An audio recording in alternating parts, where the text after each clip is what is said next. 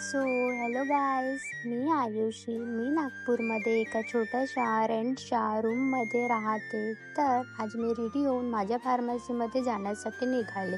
तर हा ब्लॉग खास तुमच्यासाठी, कारण खूप काही लोकांना वाटतं माझं एज्युकेशन काय झालेलं आहे. तर मी एक फार्मासिस्ट आहे, कुणाला विश्वास होतच नाही. मग माझा ब्लॉग आज बघून घ्या तुम्ही.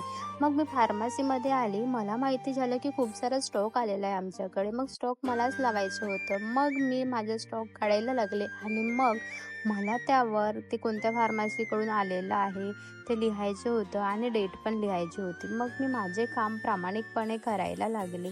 मग मला माझे काम प्रामाणिकपणे करायला आवडतात आणि मग मला खूप कंटाळा यायला, कारण मी पूर्ण स्टॉक लावलेला. तर मग म्हटलं थोडा आपण रेस्ट पण करून घ्यावं आणि मग मी थोडं रेस्ट करायला लागली. थोडं मोबाईल पण बघत होती आणि मग मी म्हटलं थोडं स्नॅप पण काढावं आपण, नाही का.